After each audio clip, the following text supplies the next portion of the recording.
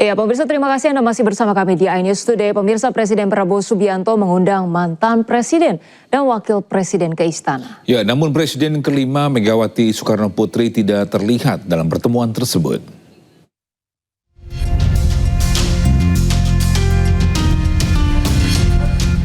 Presiden Prabowo Subianto mengundang para pemimpin lintas generasi ke Istana Kepresidenan Jakarta. Presiden ke-7 RI Joko Widodo dan Presiden ke-6 Susilo Bambang Yudhoyono hadir untuk memenuhi undangan Presiden Prabowo. Selain itu hadir pula Wakil Presiden ke-10 dan 12 Yusuf Kala.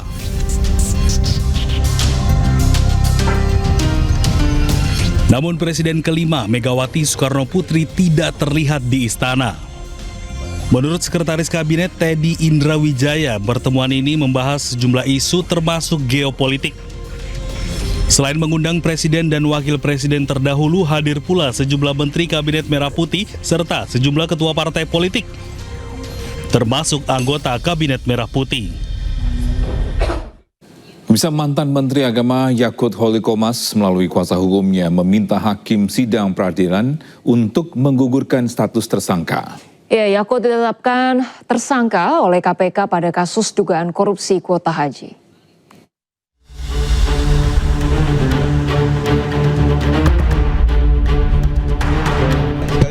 Yakut Holil Qomas melalui kuasa hukumnya Melissa Anggraini meminta status tersangkanya dibatalkan.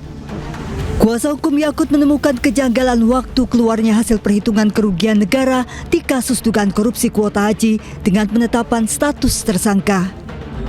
Saat Yakut ditetapkan tersangka, belum ada hasil audit kerugian negara. Justru itu membuktikan ya bahwa apa yang kami sampaikan dalam permohonan ini terbukti lebih awal dibuktikan oleh KPK, yaitu tidak pernah ada hasil audit kerugian negara pada saat penetapan tersangka. Baru kemarin mereka sampaikan, itu pun kita masih mempertanyakan bagaimana hasilnya karena mereka ditanya oleh teman-teman media nggak jawab juga. Yakut sendiri tidak hadir dalam sidang pra-peradilan di Pengadilan Negeri Jakarta Selatan. Sementara sejumlah petinggi PBNU terlihat hadir, di antaranya Wakil Ketua Umum PBNU Kiai Amin. Dari Jakarta, Tim Liputan iNews melaporkan. Pemirsa, Komisi Perlindungan Anak Indonesia mengungkap bahwa kematian Nizam Syafei bukan hanya dianiaya oleh ibu tirinya. Anwar Satibi, ayah kandung Nizam, diduga turut terlibat menganiaya korban. Jadi ini pakai air panas atau dipukul aja? Ya, pakai air panas, dipukul. Kasus kematian Nizam Syafei kembali menjadi perhatian publik setelah KPAI mengungkap fakta baru dugaan keterlibatan ayah kandung dalam kematian Nizam. Dalam rapat dengar pendapat umum dengan Komisi 3 DPR RI, Komisioner KPAI Dia Puspitarini mengungkap, anak 12 tahun itu tak hanya dianiaya oleh ibu tirinya Teni Rida, tapi juga dianiaya oleh ayah kandungnya Anwar Satibi. Bahkan keluarga besar Nizam sudah mengetahui dan mengingatkan orang tua Nizam. Nah, kemudian kami bertemu dengan keluarga dan juga bertemu dengan tetangga. Kami mendapatkan informasi bahwa yang melakukan kekerasan tidak hanya ibu tetapi ayah dan dari tetangga dan keluarga besar. Oke. Yuk. Dan itu sudah terjadi terutama lebih intens 4 tahun terakhir. 4 tahun terakhir. Ini almarhum umur berapa ya meninggal ya? 12. 13. Ya. Berarti dari umur 7. 9 tahun. Oke. Ketika saya tanya pimpinan kepada keluarga dan juga tetangga, apakah tidak ada yang mengingatkan? Keluarga besar mengatakan mengingatkan, tetapi jawaban dari ayah, itu anak saya, itu urusan saya. Dan itu juga biar nggak kelewat, bentuk kekerasannya ada disampaikan? Ada. Diapakan? Pemukulan. Dipukul ya? Dipukul. Oh, oke. Okay. Dipukul, ditampar. Tampar ya, oke. Okay. Lanjut Bu. Kemudian setelah itu beberapa kali ibu tiri juga melakukan kekerasan dan diingatkan oleh keluarga besar, alasannya sama, bahwa itu anak saya. Sementara itu, Komisi 3 DPR RI meminta Kapolres Sukabumi memeriksa ayah Nizam yang terindikasi melakukan penganiayaan dan penelantaran. Komisi 3 juga meminta Kapolres Sukabumi memberikan perlindungan terhadap ibu kandung Nizam yang diduga menerima ancaman dan intimidasi. Jadi kalau mereka memberikan masukan bukan intervensi, Pak. Justru memberikan dukungan, ya, memberikan support pada Pak Kapolres untuk tidak ragu, ya. Tadi disampaikan oleh Bu Diah, ya, ada beberapa tindak pidana yang sangat mungkin terjadi, mulai penelantaran, kekerasan, penghambatan hak untuk ketemu, ya, sampai pembunuhan dengan perencanaan. Minta tolong nanti didalami betul itu, Pak. Dalam kasus ini, polisi baru menetapkan ibu tiri Nizam, yakni Teni Rida, sebagai tersangka penganiayaan. Pelaku kini ditahan di sel tahanan Polres Sukabumi dan dijerat dengan pasal tentang perlindungan anak dengan ancaman hukuman 15 tahun penjara. Tim Liputan iNews melaporkan. Iya, kita ke informasi lainnya, pemirsa. Sebuah truk tertimpa longsor di kawasan Gunung Bromo, Kabupaten Pasuruan, Jawa Timur. Ya, akibat insiden ini 3 orang mengalami luka-luka. Jana iki ana guntur niki ne wae wong adiwana. Ha iki truk roto jare. Ha iki rangi mugi angup. Sebuah truk tertimpa longsor di jalur menuju kawasan wisata Gunung Bromo, Kabupaten Pasuruan, Jawa Timur.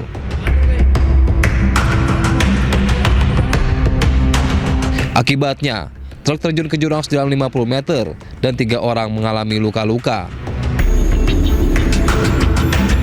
Menurut warga, tebing setinggi 10 meter ini tiba-tiba runtuh dan menimpa truk yang melintas. Sementara 2 mobil lain yang berada di lokasi berhasil selamat.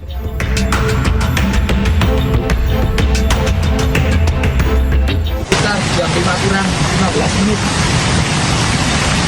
truk dari arah atas Pangkal Jajan tersapu longsor lalu jatuh ke dalam jurang, sedangkan pickup ini dari arah bawah dari arah Bromo tersapu juga oleh material longsor juga seperti ini. Untuk truknya di sana, tersapu oleh material longsor. 3 korban luka ini masih dirawat di puskesmas. Sementara petugas dibantu warga bergotong royong mengevakuasi material longsor dari badan jalan. Dari Pasuruan, Jawa Timur, Jaka Samudra, iNews melaporkan. Bisa bencana tanah bergerak merusak puluhan rumah warga di Sukabumi, Jawa Barat ini mengalami kerusakan hingga ambruk akibat bencana tanah bergerak. Iya, warga pun terpaksa mengungsi ke rumah kerabat dan posko pengungsian.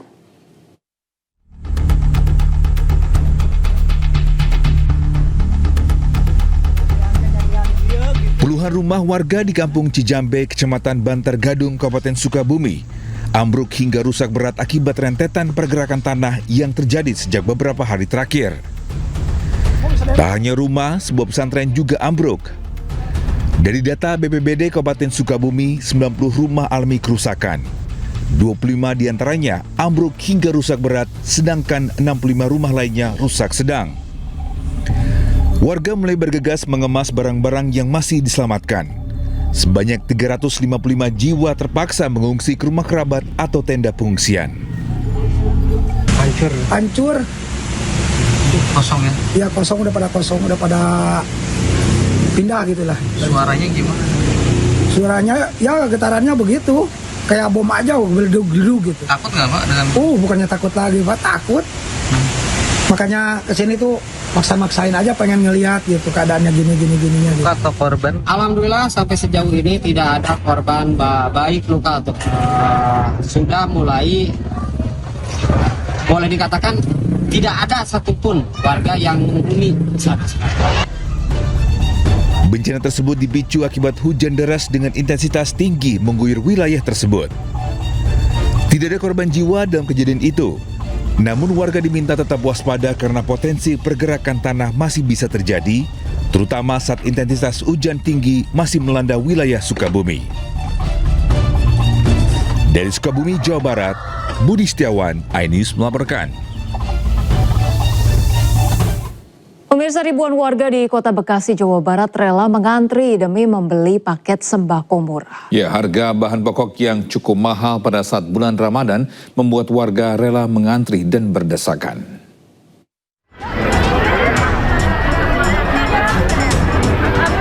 Ribuan warga rela mengantre sejak pagi demi membeli paket sembako murah seharga Rp70.000 di halaman kantor Kecamatan Bekasi Barat, Kota Bekasi, Jawa Barat. Sejumlah lansia dan balita nyaris pingsan saat ikut berdesak-desakan dalam antrean tersebut. Ribuan paket sembako disediakan dalam operasi pasar murah yang digelar pemerintah Kota Bekasi. Dalam satu paket sembako berisi 5 kg beras, minyak, terigu, dan gula. Bayar 70.000. 70.000? Iya. Lumayan lah, dapat beras, minyak, gula, sama tepung terigu.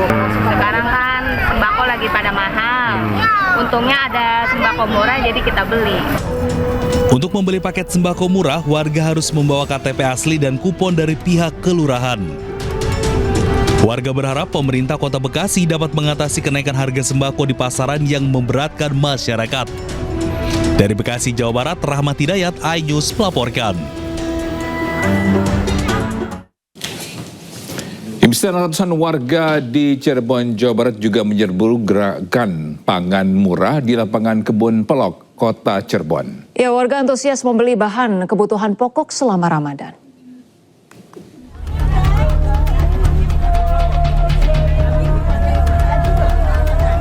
Ratusan warga rela antri berjam-jam di pasar murah yang digelar Polres Cirebon Kota di lapangan Kebun Pelok, Kecamatan Harjamukti, Kota Cirebon. Warga bahkan rela datang sejak siang hari sebelum pasar murah dibuka. Pasar murah ini menyediakan beras, minyak, telur, gula, dan daging yang harganya lebih murah dari pasaran dengan selisih mulai dari Rp5.000 hingga Rp8.000. Kegiatan ini disambut antusias warga, terlebih saat ini harga kebutuhan pokok sedang mahal. Sama minyak, Pak. Ada perbedaan harga, Pak? Banyak. Yang saya di warung antara jual 60, di sini 55.000. Itu untuk beras? Iya. Untuk minyaknya? Minyak sampai 30, di sini 29.000. Sini tuh niatnya mau beli beras. Katanya kan ada yang murah-murah tuh, jadi kesini. Tapi ternyata nyampe sini udah pada habis semua. Rencananya emang mau beli apa aja? Rencana mau beli beras, itu yang utama sih, mau beli beras di sini. Tapi udah habis, akhirnya ya belinya ini, bawang aja. Kurang dari setengah jam, 2,2 ton beras, ratusan kilogram daging, minyak, dan telur, serta bahan pokok lainnya ludes terjual. Dari Cirebon, Jawa Barat, Mardika, iNews melaporkan. Pemirsa, Bupati Pekalongan Fadia Arafik tiba di Gedung Merah Putih KBK. Ya, kedatangannya usai terjaring operasi tangkap tangan atau OTT. Ya, pemirsa, Fadia dan sejumlah pihak yang diamankan tiba sekitar pukul 10:23 waktu Indonesia Barat. Namun mereka tidak diturunkan di depan gedung, sehingga belum diketahui berapa jumlah orang yang terjaring OTT. Sebelumnya KPK kembali melakukan operasi tangkap tangan di wilayah Pekalongan, Jawa Tengah. OTT yang menjaring Bupati Pekalongan ini telah dikonfirmasi oleh juru bicara KPK, Budi Prasetyo.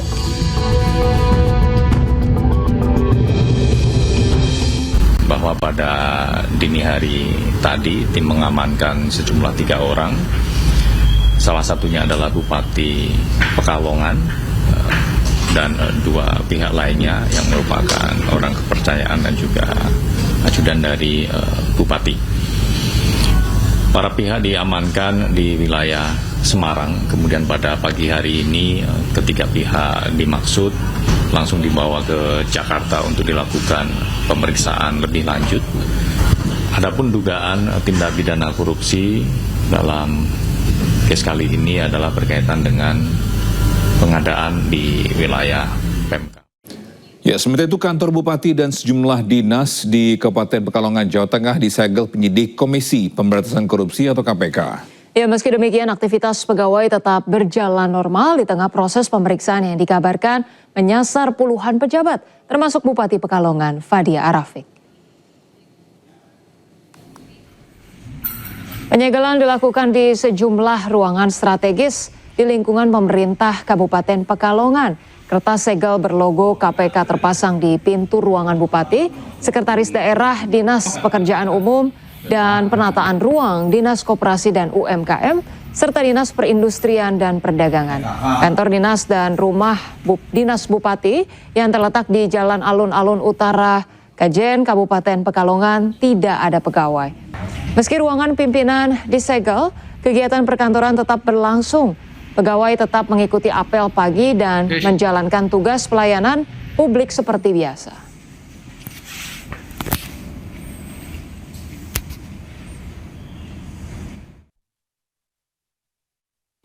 Dan pemirsa, untuk mengetahui informasi terbaru kita sudah bergabung dengan rekan Amrina Rida. Ya, selamat pagi Amrina. Ada beberapa orang yang ditangkap oleh KPK dalam operasi tangkap tangan.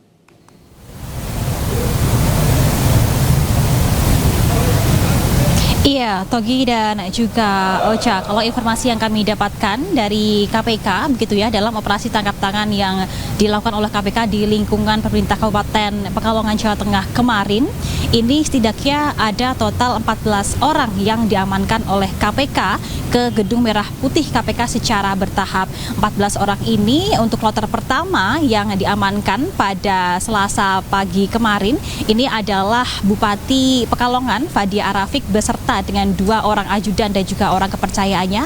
Lalu kemudian pada malam hari KPK kembali membawa total ada 11 orang dalam OTT ini, yang mana salah satunya adalah Sekretaris Daerah Pemerintah Kabupaten Pekalongan yang bernama Yulian Akbar. Sehingga secara total hingga saat ini ada 14 orang yang diamankan oleh KPK dalam operasi tangkap tangan, yang mana semuanya sudah berada di Gedung Merah Putih KPK, dan hingga saat ini masih terus dilakukan adanya pemeriksaan ataupun juga pemintaan keterangan dari KPK terhadap pihak-pihak yang diamankan ini. Nah, informasi yang kami dapatkan, Togi dan juga Ocha, berkaitan dengan perkara yang pada akhirnya membuat orang-orang ini terlibat dalam operasi tangkap tangan, diduga adalah berkaitan dengan dugaan korupsi pengadaan perusahaan penyedia tenaga alidai ataupun juga tenaga outsourcing, dan juga dugaan korupsi pengadaan barang dan juga jasa. Dari pihak KPK ini kemarin menjelaskan bahwa mereka menduga ada pengondisian tertentu terhadap ataupun juga berkaitan dengan pemilihan vendor penyedia tenaga alidai ataupun juga tenaga outsourcing. KPK menilai dan juga menduga ada kerjasama dan juga pemufakatan jahat yang dilakukan oleh sejumlah pihak-pihak yang diamankan begitu ya, dalam hal mengatur dan juga mengondisikan agar perusahaan ataupun juga vendor tertentu penyedia tenaga outsourcing ini terpilih menjadi penyedia tenaga outsourcing di wilayah pemerintah Kabupaten Pekalongan. Dan inilah yang hingga saat ini masih terus digali oleh KPK berkaitan dengan kemungkinan apa saja prosedur-prosedur yang mungkin terlewatkan dalam pemilihan vendor atau juga perusahaan, lalu juga apa peran dari pihak-pihak yang diamankan ini dan apa kaitan dari sejumlah pihak-pihak ini, lalu berapa dampak finansial dan juga kerugian negara berkaitan dengan adanya tindakan korupsi ini. Nah, selain mengamankan 14 orang secara total secara bertahap ini, dari pihak KPK ini kemarin juga mengamankan sejumlah barang bukti, Togi dan juga Ocha, di mana barang bukti yang diamankan diantaranya adalah barang bukti elektronik dan juga kendaraan roda 4. Meskipun demikian memang belum dijelaskan secara lebih detail begitu ya, apa barang bukti elektronik dan juga jenis mobil apa yang diamankan oleh KPK. Selain memang mengamankan 14 orang, kemarin KPK sempat menyebutkan bahwa hingga saat ini mereka masih terus mencari pihak-pihak lain yang dianggap berkaitan dan juga memiliki informasi lebih untuk bisa melengkapi keterangan dari orang-orang yang diamankan. Oleh karena itu dari pihak KPK kemarin pun juga meminta pihak-pihak yang dirasa dicari oleh KPK dan juga memiliki informasi untuk kooperatif dan segera bisa mungkin berkoordinasi dengan KPK untuk dimintai keterangan. Dan karena pemeriksaan masih berlangsung hingga kini, tentunya nanti kita akan melihat bagaimana status hukum dari ke-14 orang ini, yang mana seharusnya siang hari ataupun juga sore hari nanti akan dilakukan press conference oleh KPK untuk menjelaskan secara lebih rinci detail perkara dan juga status hukum dari ke-14 orang yang diamankan tersebut. Sementara demikian, kembali ke Anda, Togi dan juga Ocha. Baik, terima kasih Amrina Rida melaporkan langsung dari Gedung KPK Jakarta. Selamat bertugas kembali. Komisi Pemerintah umumkan kenaikan tunjangan Hari Raya bagi ASN serta TNI Polri tahun 2026 menjadi 55 triliun rupiah. Ya, proses pencairannya sendiri dimulai bertahap sejak 26 Februari lalu atau pekan pertama Ramadan. Pemerintah secara resmi mengumumkan rangkaian paket stimulus ekonomi lanjutan menyambut Hari Besar Keagamaan Nasional Idul Fitri 1447 Hijriah. Pemerintah menyebut anggaran tunjangan hari raya bagi aparatur sipil negara, TNI dan Polri tahun ini naik 10% menjadi 55 triliun rupiah. Untuk sektor swasta, pemerintah menegaskan kewajiban pembayaran THR secara penuh tanpa dicicil paling lambat H-7 Lebaran.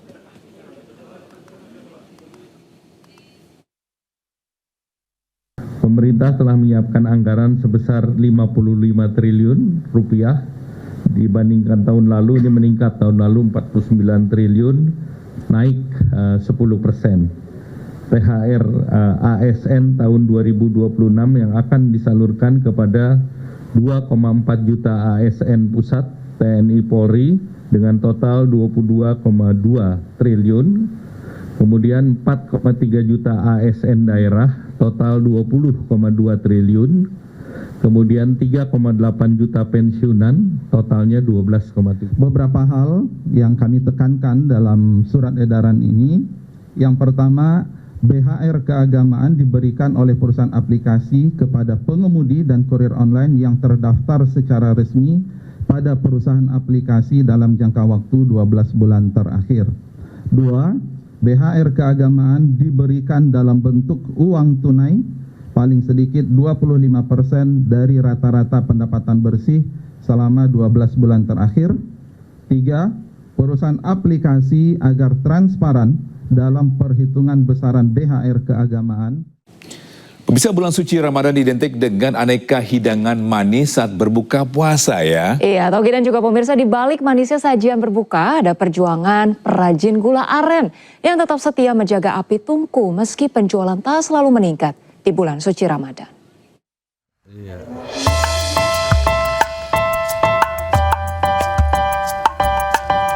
Asap tipis mengepul dari dapur sederhana di Kelurahan Sumber Agung, Kecamatan Kemiling, Bandar Lampung. Di rumah inilah Suparlan dan istrinya Karsia mengolah nira menjadi gula aren sejak 2012 lalu. Setiap pagi, kayu bakar disusun rapi. Nira dituang ke dalam kuali besar. Api dijaga agar tetap stabil. Selama 5 hingga 6 jam, Karsia terus mengaduk cairan coklat itu hingga mengental. Dalam sehari, Pak Sutri ini mampu menghasilkan 10 hingga 12 toros gula aren. Satu toros berisi 10 keping dan dijual seharga Rp30.000. Namun tahun ini, penjualan terasa biasa saja, tidak ada lonjakan yang signifikan. Jualan ya namanya di kampung, kadang ya begitu bikin langsung habis, kadang ya enggak. Berarti memang pelanggan aja Bu ya? Ya pelanggan juga ya. Ya namanya kita kan dari mulut ke mulut tuh, jadi memang nggak dipasarin ke pasaran. Biasanya, Ramadan menjadi momen ramai pesanan. Gula aren dibutuhkan untuk campuran aneka makanan dan minuman untuk berbuka puasa.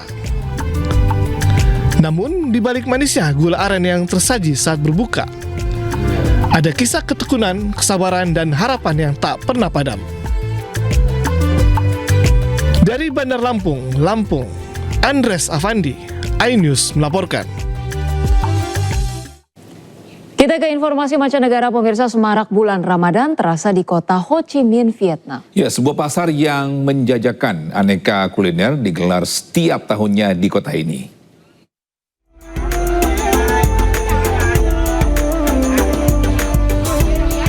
Bazar buka puasa Cham menarik ratusan orang di distrik 8 kota Ho Chi Minh selama Ramadan. Berbagai jenis kuliner dijajakan sebagai pilihan menu berbuka masyarakat. Dimulai dari kebab, kari, sate padang, dan makanan manis tradisional menggugah selera menjelang azan maghrib berkumandang. Para pengunjung juga memenuhi masjid setempat untuk berdoa dan beribadah di bulan suci ini. Pasar makanan yang digelar setiap tahun ini diinisiasi komunitas Muslim Vietnam. Selain menyemarakan bulan Ramadan, pasar ini juga diharapkan dapat mempermudah umat Muslim dalam menjalankan rangkaian ibadah Ramadan.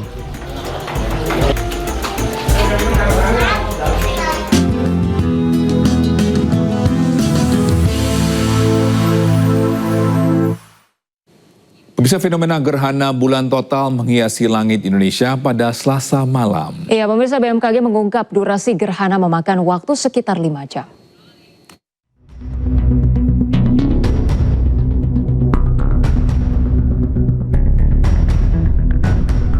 Selasa malam, langit Indonesia dihiasi dengan fenomena langit yang memukau. Ketika bulan berubah menjadi merah selama gerhana bulan total atau yang lebih dikenal sebagai bulan merah. Fenomena ini pun menarik perhatian berbagai kalangan. Terkait hal itu, Planetarium Jakarta menggelar acara pengamatan fenomenal astronomi gerhana bulan total di kawasan Taman Ismail Marzuki, Jakarta Pusat. Sejumlah teropong hingga fasilitas planetarium ini disiapkan untuk warga yang ingin menyaksikan fenomena langka tersebut. Sementara itu, menurut BMKG, secara keseluruhan durasi gerhana hari ini akan berlangsung selama 5 jam. Dan waktu terbaik mengamati fenomena ini adalah pukul 18 hingga 19 waktu Indonesia Barat. Hal ini terjadi karena fenomena fisika yang disebut hamburan relaks. Karena saat sinar matahari melewati atmosfer bumi, gas-gas di atmosfer menghamburkan cahaya dengan panjang gelombang pendek seperti biru dan ungu. Kemudian cahaya dengan panjang gelombang lebih panjang seperti warna merah dan oranye yang mampu menembus atmosfer dan dibiaskan menuju permukaan bulan, sehingga cahaya merah inilah yang dipantulkan kembali ke mata kita yang membuat bulan tampak kemerahan jika kondisi langit sedang cerah. Sebelumnya, fenomena gerhana bulan total dengan karakteristik serupa terjadi hampir 2 dekade lalu, tepatnya pada 21 Februari 2008, dan akan kembali terjadi pada tahun 2044 mendatang. Dari Jakarta, Tim Liputan iNews melaporkan. Bisa pemerintah Kota Jakarta Timur melakukan verifikasi warga yang mengikuti program Mudik Gratis 2026. Ya, untuk verifikasi, calon peserta wajib membawa sejumlah dokumen penting. Puluhan warga yang mendaftar program Mudik Gratis secara online melakukan verifikasi data di kantor Sudinhub Jakarta Timur di Terminal Rawamangun. Peserta wajib membawa kartu keluarga, KTP, dan STNK bila membawa motor. Program Mudik Gratis Pemprov DKI dibagi menjadi 3 klaster tujuan. Verifikasi klaster ketiga digelar pada tanggal 3 hingga 5 Maret 2026. Klaster ketiga ini meliputi tujuan Wonogiri, Kediri, Malang, Wonosobo, Purwokerto, Semarang, dan Sidoarjo. Tahun ini Pemprov DKI Jakarta menyediakan kuota 26.440 penumpang dengan 661 unit bus serta 900 sepeda motor yang diangkut menggunakan 30 truk. Program Mudik Gratis ini bagian komitmen Pemprov DKI Jakarta dalam mendukung keselamatan perjalanan warga saat mudik lebaran serta mengurangi kepadatan lalu lintas dan resiko kecelakaan di jalan raya.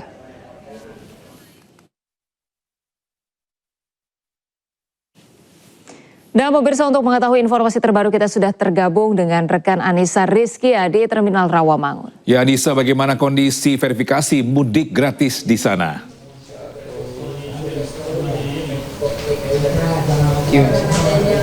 Ya, Togi dan juga Ocha, siang hari ini masih berlangsung proses verifikasi para calon pemudik yang akan melakukan mudik tentunya di program mudik gratis di tahun 2026 ini.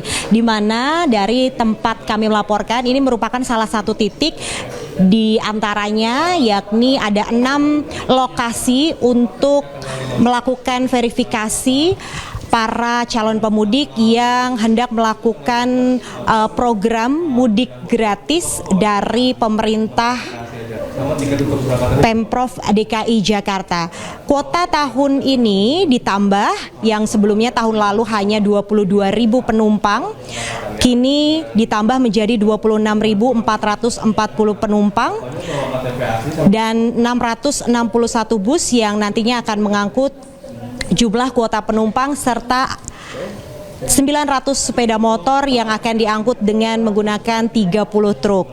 Dan nantinya para calon pemudik ini selain membawa beberapa dokumen penting begitu ya, ID yang sudah didapatkan sebelumnya dengan mendaftarkan diri melalui website yang sudah dilakukan print out terlebih dahulu, kemudian diberikan kepada petugas. Nantinya mereka akan diberikan tiket begitu sesuai dengan jumlah pendaftar yang sudah sebelumnya dilakukan pendaftaran melalui laman resmi. Dan hingga kini memang proses verifikasi sedang terus dilakukan, di mana sejak pagi tadi pukul 8 hingga pukul 4 sore nanti para calon pemudik ini diharapkan bisa melakukan verifikasi karena hanya ada tersisa 2 hari, yaitu hari ini dan esok, di mana klaster ini dibagi menjadi 3 dan hari ini merupakan klaster terakhir. Informasi yang kami dapatkan total ada 1.240 calon pemudik yang mendaftarkan dirinya dan melakukan verifikasi di kantor suku dinas Perhubungan Jakarta Timur dari tempat kami melaporkan. Itu artinya nantinya jumlah akan terus bertambah karena proses dari verifikasi ini akan dibuka hingga hari esok. Untuk sementara saya kembalikan kepada Togi dan juga Ocha yang ada di studio. Baik, terima kasih Anissa Rizky atas laporannya dan selamat bertugas kembali. Pemirsa, jelang mudik Idul Fitri yang tidak lama lagi, jalur mudik di Jalan Arteri Kalimalang, Kota Bekasi, Jawa Barat masih rusak parah. Ya, kondisi jalan yang berlubang dan bergelombang membuat lalu lintas menjadi semrawut.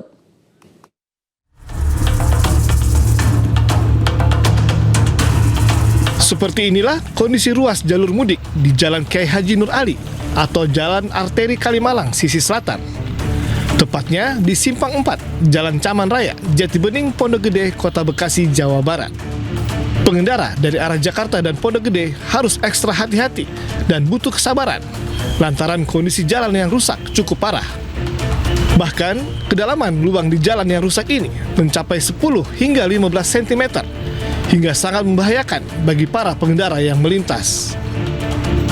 Gimana rasanya ngelewatin jalanan begini? Gini Pak, perut ini rasa mikor semua isinya Pak kalau lewat sini. Gampang merusak ini dong kendaraan ya? Iya. Tanggapannya gimana Bang lihat jalan itu Bang? Parah. Itu udah lama apa baru-baru aja Bang? Udah lama. Harapannya gimana Bang? Dibetulin aja. Dibetulin aja. Ini jalur utama Bang soalnya Bang ya? Iya. Kerusakan cukup parah ini sudah hampir 3 bulan lebih, namun tidak kunjung diperbaiki. Sementara sepekan ke depan, ruas Jalan Arteri Kalimalang merupakan jalan utama bagi pemudik dari wilayah Jabodetabek menuju Pantura dan kota-kota di Pulau Jawa lainnya. Dari Bekasi, Jawa Barat, Rahmat Hidayat, iNews melaporkan. Pemirsa, menjelang Hari Raya Idul Fitri, pemerintah Desa Berjo, Kabupaten Karanganyar membagikan tunjangan Hari Raya kepada warga. Ya, THR dibagikan secara tunai kepada 1.446 kepala keluarga. Lanjut Mbak, lanjut. 1.446 kepala keluarga di Desa Berjo, Kecamatan Ngargoyoso, Kabupaten Karanganyar, Jawa Tengah mendapatkan THR dari pemerintah desa. Setiap kepala keluarga mendapatkan Rp500.000 dengan syarat membawa undangan, KTP, dan KK. Program bantuan tersebut bersumber dari pendapatan asli desa, terutama dari bagi hasil BUMDes Alam Berjo.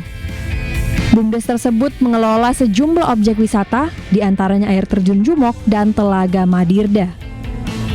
Selain THR, pemerintah Desa Berjo juga menyalurkan BLT atau bantuan langsung tunai kepada 275 keluarga sebesar Rp600.000 per tahun. Bantuan merupakan bentuk kepedulian pemerintah desa kepada warga, serta diharapkan mampu menjaga semangat kebersamaan demi kemajuan desa. Dari Solo, Jawa Tengah, Septiantoro, iNews melaporkan.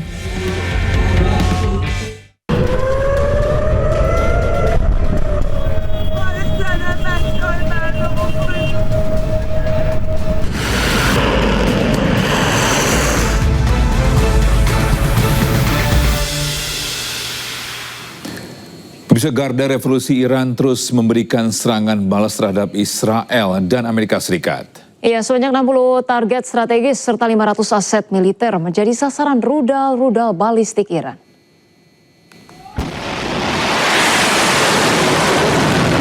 Revolusi Iran merilis rekaman peluncuran rudal hipersonik generasi terbaru Fatah 2 sebagai bagian dari operasi True Promise 4 yang merupakan operasi militer beralasan terhadap serangan Amerika Serikat dan Israel. Teheran mengatakan pihaknya melakukan serangan balasan terhadap aset-aset Amerika Serikat di kawasan Teluk. Setidaknya sebanyak 60 target strategis serta 500 aset militer menjadi sasaran rudal-rudal balistik Iran. Selain menggunakan rudal hipersonik generasi terbaru, Fatah 2 Korps Garda Revolusi Islam Iran juga meluncurkan rudal-rudal balistik jarak menengah Emad dan Qadar dengan target aset-aset militer Amerika, Israel di Uni Emirat Arab, Bahrain, Qatar, Irak, dan Kuwait.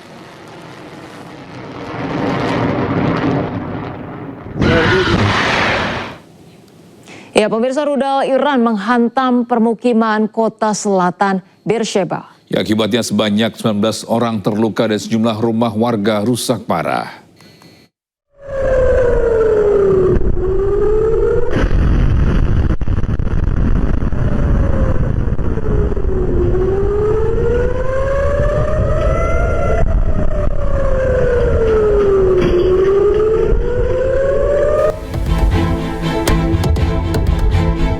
Inilah rekaman kamera pengawas yang menunjukkan detik-detik sebuah rudal Iran menghantam wilayah Beersheba di Israel Selatan.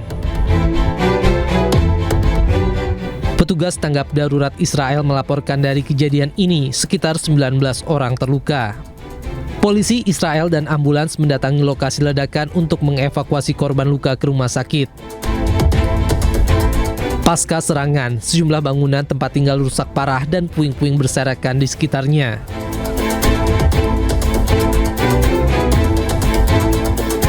Dalam serangan, Iran mengumumkan serangan rudal dan drone skala besar ini menargetkan Israel, sementara lebih dari 555 orang tewas sejak awal perang dan setidaknya 131 kota telah terdampak.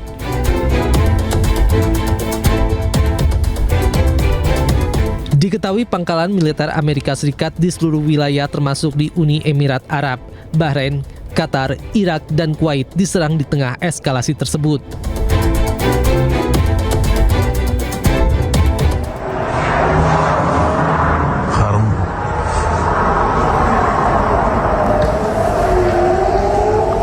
Ya, tak hanya serang pangkalan militer Amerika Serikat, ini Iran juga serang ke permukiman di Bnei Brak dan Petah Tikva, Israel. Selain itu, ibu kota Tel Aviv juga kembali dapatkan serangan rudal balistik dari Iran.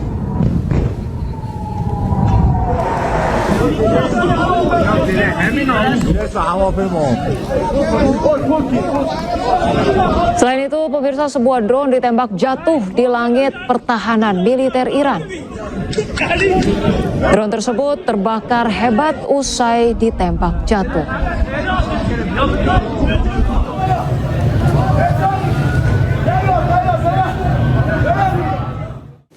Pemirsa, militer Iran konfirmasi telah targetkan serangan ke kantor Perdana Menteri Israel Benjamin Netanyahu dan Komandan Angkatan Udara Israel. Ya, serangan juga dilakukan terhadap 60 target strategis dan 500 aset militer Amerika Serikat Israel.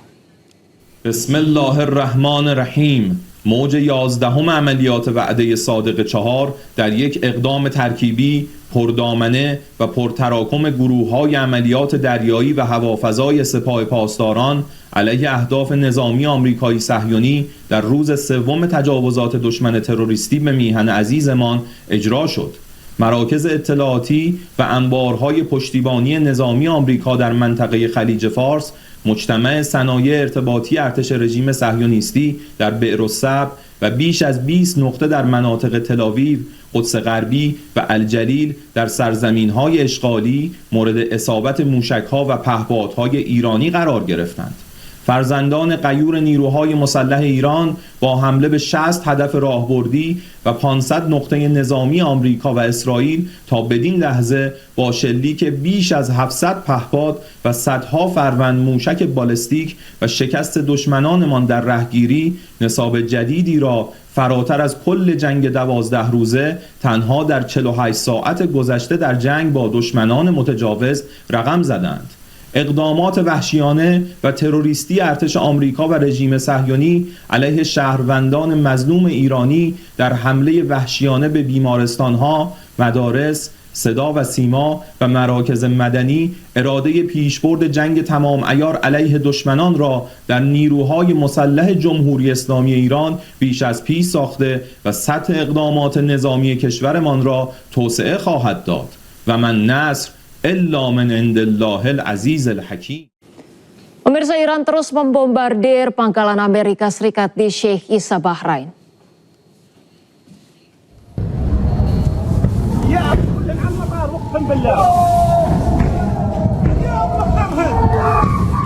Ya, sebelumnya Iran menyerang pangkalan Amerika Serikat di 8 negara Timur Tengah.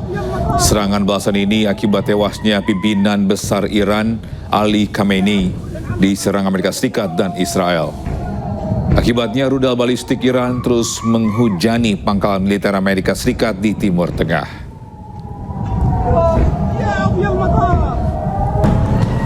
Sebuah drone menyerang kilang minyak di Fujairah, Uni Emirat Arab dan Oman. Ledakan hebat membuat kilang minyak terbakar hebat.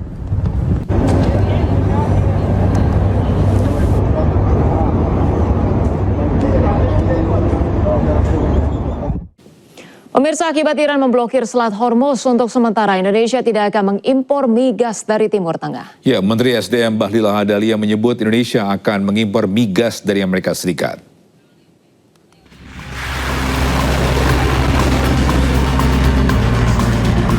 Keputusan Iran menutup Selat Hormuz akibat serangan gabungan Amerika Serikat dan Israel membuat harga minyak dan gas alam dunia melonjak. Sejak Selat Hormuz ditutup, harga minyak mentah naik hingga 12% atau 78,2 juta dolar Amerika Serikat per barel. Kondisi ini diprediksi akan berdampak terhadap pasokan dan harga migas di Indonesia. Mengingat selama ini, sebanyak 20 hingga 25% pasokan minyak mentah Indonesia diimpor dari Timur Tengah melewati Selat Hormuz. Untuk mengatasi masalah ini, Menteri SDM Bahlil Lahadalia menyebut Indonesia menyiapkan beberapa skenario untuk memastikan ketersediaan migas nasional selama Selat Hormuz ditutup. Salah satunya tidak mengimpor minyak mentah dari negara Timur Tengah dan dialihkan dari Amerika Serikat. Kemarin dinamika di sana. Maka alternatifnya adalah kita switch lagi supaya kita tidak mau ambil risiko. Sebagiannya kita switch lagi untuk kita belanja di negara yang tidak ada kaitannya dengan Selat Hormuz. Selat Hormuz merupakan jalur vital perdagangan minyak dunia. Setiap hari lebih dari 20,1 juta barel minyak mentah melintasi jalur ini. Volume tersebut hampir 25% dari total perdagangan minyak dunia. Selain itu, sekitar 70% ditujukan ke beberapa negara di Asia, salah satunya Indonesia.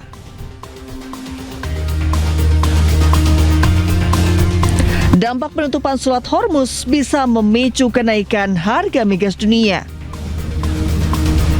Hingga saat ini, perang antara Amerika Serikat, Israel dengan Iran masih berlangsung. Iran juga masih menutup Selat Hormuz dan belum ada kepastian kapan akan kembali dibuka. Tim Liputan iNews melaporkan.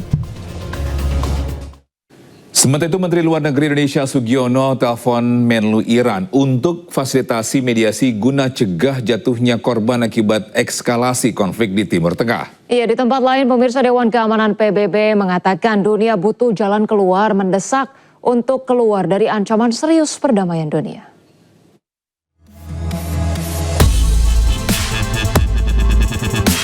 Menteri Luar Negeri Indonesia Sugiono dalam akun X resminya mengaku telah menelpon Menlu Iran Abbas Araghchi terkait eskalasi konflik yang meningkat di kawasan Timur Tengah. Menlu Sugiono mengatakan Indonesia siap memfasilitasi mediasi atau dialog untuk mencegah jatuhnya korban yang lebih banyak. Sugiono juga meminta semua pihak untuk menahan diri serta melakukan deeskalasi, menjunjung dialog dan diplomasi agar stabilitas regional kembali terjadi. Di tempat lain, Perserikatan Bangsa-Bangsa atau PBB menyebut dunia membutuhkan jalan keluar yang mendesak. Sekretaris Jenderal PBB mengatakan kepada Dewan Keamanan bahwa konflik yang terjadi di Timur Tengah adalah ancaman serius terhadap perdamaian dan keamanan internasional. We are witnessing a grave threat to international peace and security. Mr. President, third, the region and the world need a way out now. I strongly urge all parties to return immediately to the negotiating table, notably on the Iran nuclear program. Dunia bereaksi keras setelah Amerika Serikat dan Israel melancarkan operasi tempur besar-besaran terhadap Iran sejak Sabtu lalu. Serangan ini memicu kekhawatiran global terhadap stabilitas di Timur Tengah dan tentunya negara-negara lain yang terdampak.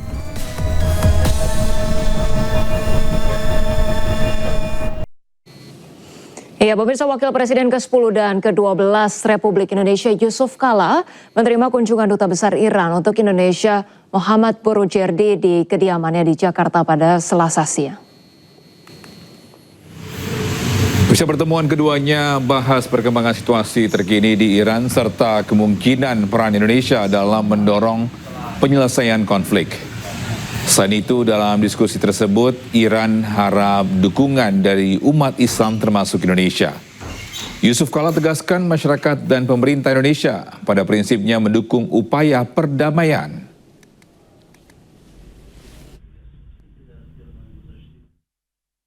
Situasi yang terakhir yang terjadi di Iran dan juga perlawanan daripada rakyat Iran dan korban yang dicapai baik kebanyakan sipil yang seperti anak sekolah dan sebagainya, dan tentunya mengharapkan dukungan umat Islam, dan saya sampaikan bahwa kita semua umat Islam di Indonesia dan pemerintah Indonesia itu mendukung malah Presiden Prabowo yaitu siap untuk menjadi penengah dalam konflik ini. Dan itu juga akan kita bicarakan dalam secara keseluruhan dengan pemerintah mengenai hal itu. Ya, di tengah kebijakan penutupan ruang udara di Timur Tengah, ratusan jemaah umroh akhirnya dapat tiba di tanah air melalui Bandara Soekarno-Hatta. Ya, meski begitu masih banyak jemaah umroh yang tertahan belum dapat kembali ke tanah air.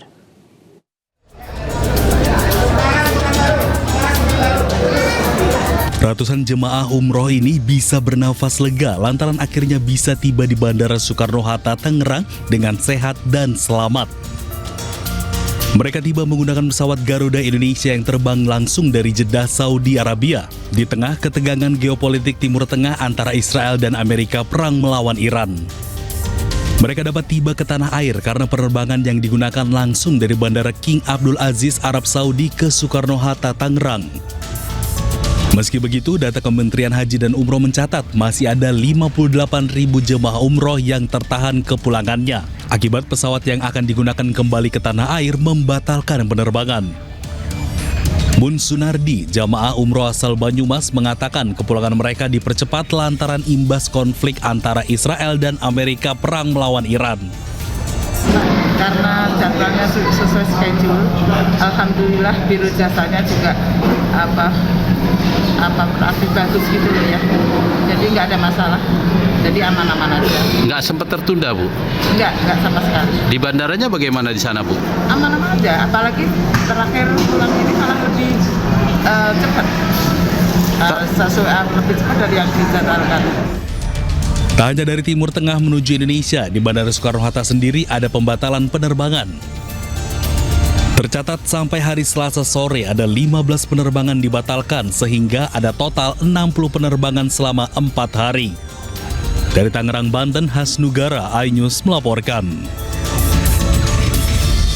Amerika Serikat, Israel terus melancarkan serangan terhadap pertahanan Iran di sejumlah titik. Ya, serangan dilakukan untuk melemahkan kemampuan sistem rudal balistik dan pesawat tak berawak milik Iran. Ya, bisa Washington dan Tel Aviv melancarkan serangan terkoordinasi terhadap target militer Iran untuk melumpuhkan kemampuan rudal Iran. Dalam serangan tersebut, militer Amerika Serikat Israel mengklaim menghancurkan 11 kapal Iran di Teluk Oman.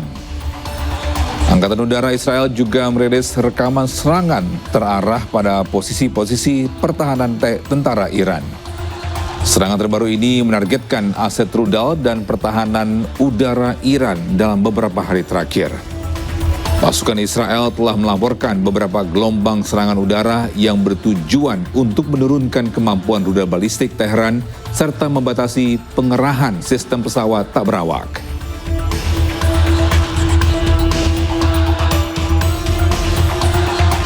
A threat indeed it is. We have the strongest and most powerful by far military in the world, and we will easily prevail. We're already substantially ahead of our time projections, but whatever the time is, it's okay. Whatever it takes, we will always, and we have right from the beginning, we projected 4 to 5 weeks, but we have capability to go far longer than that. We'll do it whatever. Bisa warga Teheran panik berhamburan selamatkan diri saat serangan udara hantam dekat kedutaan besar Rusia di Teheran. Ia dilaporkan terdapat sejumlah korban jiwa.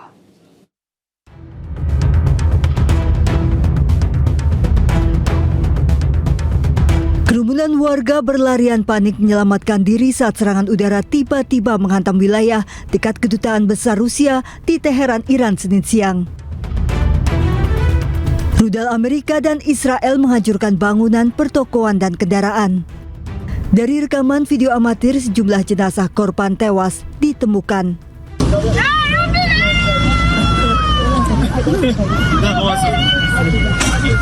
Warga yang mengetahui anggota keluarganya tewas berteriak histeris.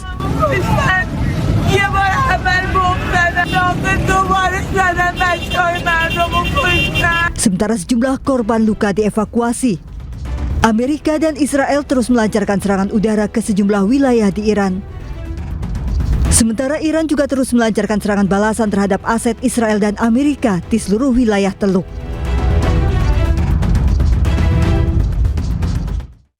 Pemirsa, ribuan orang mengikuti prosesi pemakaman para siswi dan korban tewas dalam serangan rudal balistik yang dilakukan pasukan Israel dan Amerika Serikat yang menyasar sebuah sekolah dasar. Ya, sebanyak 165 orang termasuk anak-anak dilaporkan tewas dalam serangan ini.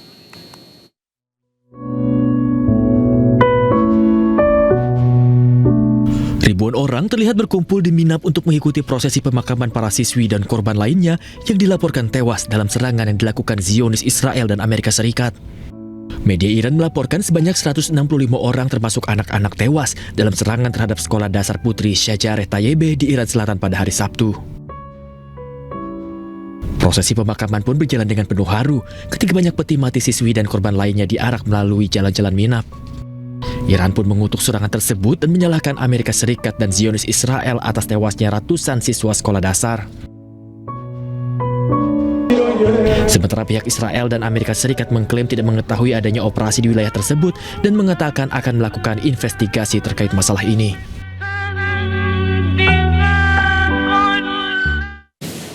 Bisa sejumlah bangunan dan infrastruktur di kota-kota Iran hancur usai dibombardir Amerika Serikat Israel. Bahkan serangan udara juga turut merusak bangunan bersejarah yang berada di tengah kota Iran.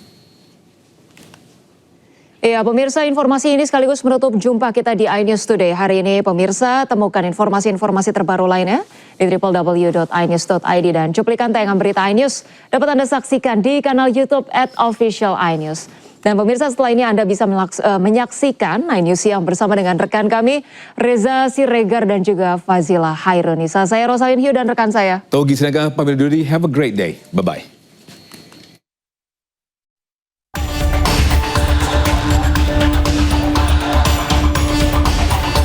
Kobaran api besar terlihat di Isfahan, Iran setelah sebuah drone Israel menghantam sebuah bangunan dan memicu kebakaran.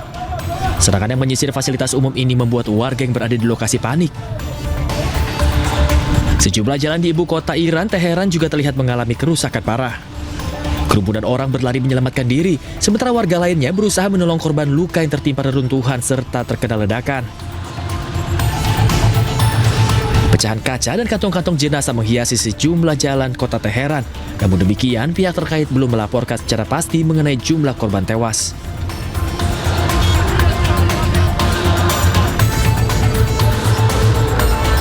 Serangan Zionis Israel dan Amerika juga mengakibatkan kerusakan pada Istana Golestan yang bersejarah di Teheran. Kerusakan terjadi akibat dampak dari ledakan rudal-rudal dan drone yang menyasar wilayah Teheran. Kerusakan sebagian besar terjadi di bagian dekoratif dan terlihat secara menyeluruh di seluruh kompleks Istana Golestan. Istana Golestan sendiri merupakan salah satu situs warisan budaya di Iran yang terletak di pusat Teheran dan terdaftar sebagai situs warisan dunia UNESCO.